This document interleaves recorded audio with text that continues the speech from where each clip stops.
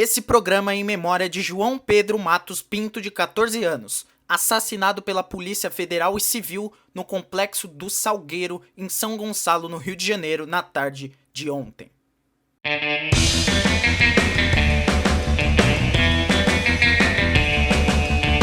Oi, eu sou o Matheus Marcolini e seja muito bem-vindo ao Resumo News, o podcast de notícias do Resumo ETEC. Nesse podcast eu comento as notícias mais legais de passar para vocês no dia de hoje. Hoje, dia 19 de maio de 2020. Vamos lá!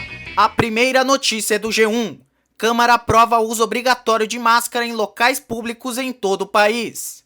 Bom, então a Câmara aprovou nessa terça-feira, dia 19 de maio, um texto base de um projeto de lei que obriga o uso obrigatório, obriga o uso de máscaras em locais públicos e privados acessíveis à população enquanto durar essa pandemia, no caso a emergência de saúde pública causada pelo coronavírus. Até a última atualização na reportagem do G1, assinado pela Elisa Claveri, pela Fernanda Calgaro e pelo Luiz Felipe Barbieri, os deputados ainda estavam votando os destaques do projeto.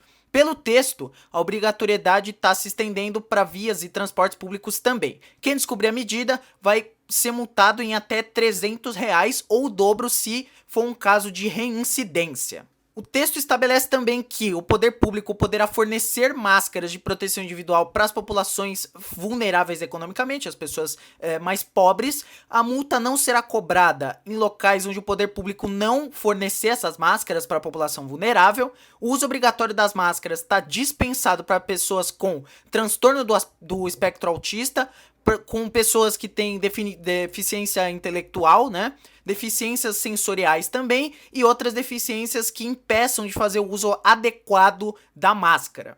E o Poder Executivo também pode veicular campanhas publicitárias informando a necessidade do uso de máscaras e a maneira correta do descarte para obedecer às recomendações do Ministério da Saúde.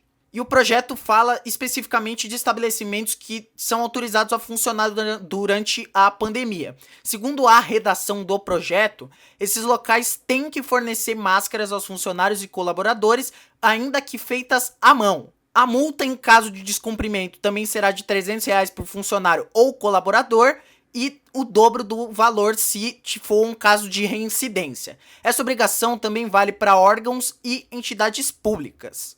Durante a votação, os deputados também aprovaram uma emenda, que torna obrigatório o uso de máscaras para trabalhadores dos estabelecimentos prisionais e de cumprimentos de medidas socioeducativas.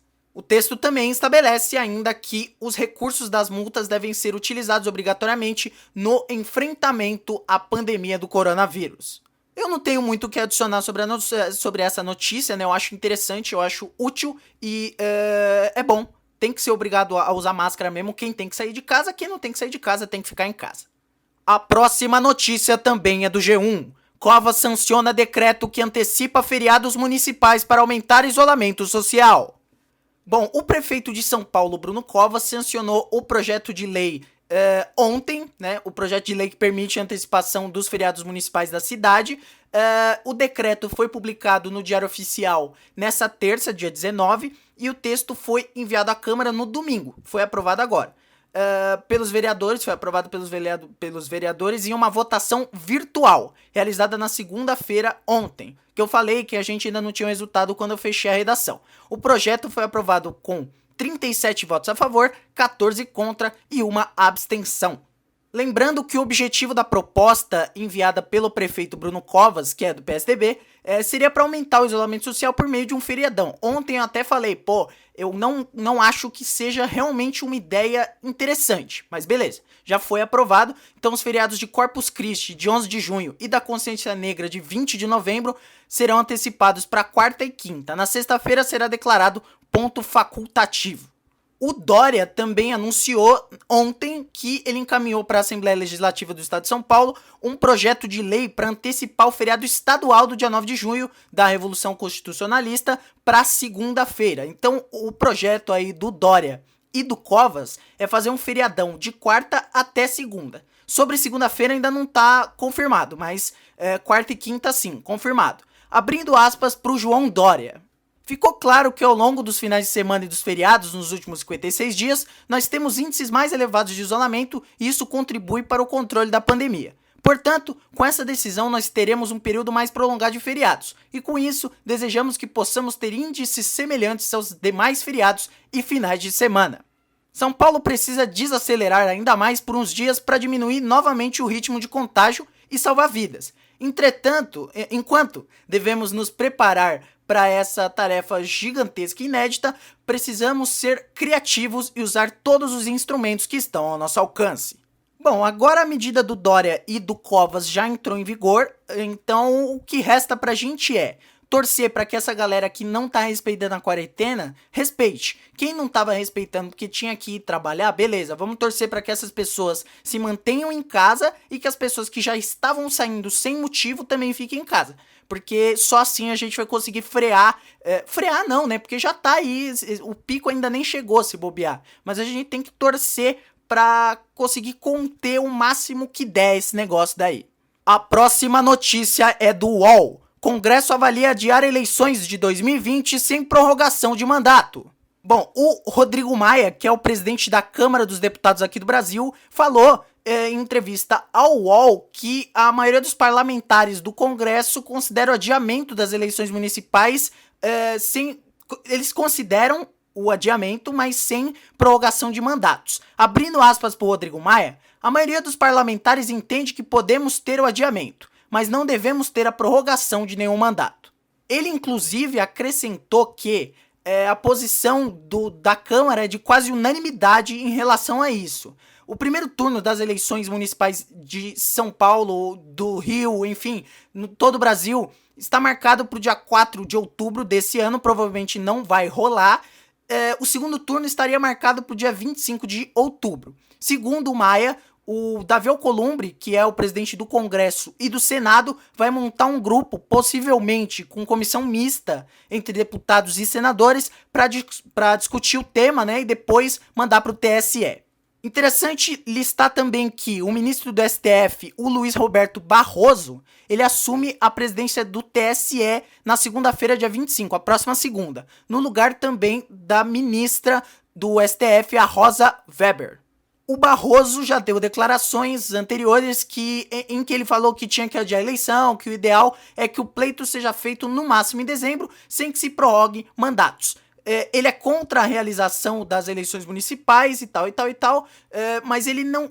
Ele quer que a realização seja nesse ano, seja adiada, mas que não seja feita, por exemplo, em 2022, junto com as eleições nacionais ou de estaduais, né, no caso. Então, enfim, essa notícia ela é interessante, a gente espera que a conclusão desse assunto seja o melhor pra gente, né? Mas, igual eu tava falando esses dias, eu não acho que em outubro a gente já vai poder sair às ruas e poder fazer aglomeração e tal. Enfim, a gente só vai saber conforme o tempo for passando, mas é interessante que as eleições sejam prorrogadas. Vamos ver aí, prorrogadas não, adiadas, né? E que os mandatos não sejam prorrogados. Eu acho que eu concordo com o Maia nesse pique aí. Enfim. E as duas rapidinhas de hoje. A primeira é que o Péricles foi internado em São Paulo com infecção urinária. Mas você que é fã do Péricles, assim como eu, não se preocupe, porque a assessoria do Péricles falou que o Péricles está internado no Hospital Vila Nova Star em São Paulo, tratando de uma infecção urinária, mas que ele está bem e vai receber alta dentro de alguns dias, e os médicos só optaram por medicá-lo no hospital. Então o Péricles vai ficar bem. E a outra rapidinha é que o Jair Bolsonaro hoje se reuniu com o Rodolfo Landim, que é presidente do Flamengo, e também se reuniu com o Alexandre Campelo, presidente do Vasco, junto também do filho dele, o Laranjinha, o Flávio Bolsonaro, para conversar sobre a volta do futebol no Brasil. Eles inclusive estão aí combinando de talvez levar o futebol para Brasília, enfim. Eu acho que não é tempo para pensar em futebol nesse momento, mas teve aí a reunião do presidente do Flamengo, do Vasco, a reunião sinistra, para conversar com o Jair Bolsonaro. Bom, então é isso, muito obrigado a você que acompanhou o episódio até aqui. Eu vou pedir pra você que ainda não acompanha a gente nas redes sociais, acompanhe, tem os perfis aqui embaixo na descrição do episódio. Se você estiver assistindo em algum agregador, assina o feed para receber as notificações. Se você estiver escutando no YouTube, assine o canal também, se inscreve no canal para você não perder as notificações de vídeos ou de podcasts novos. Também acompanha o outro podcast, né, da família Resumetec Podcasts, o República dos Bananas. O último episódio foi sobre racismo e no dia de hoje eu acho que é muito importante escutar sobre racismo, uma conversa muito boa, porque hoje é um dia triste, a gente tá de luto. É isso, eu vou ficando por aqui, amanhã você me escuta um pouquinho mais. Tchau!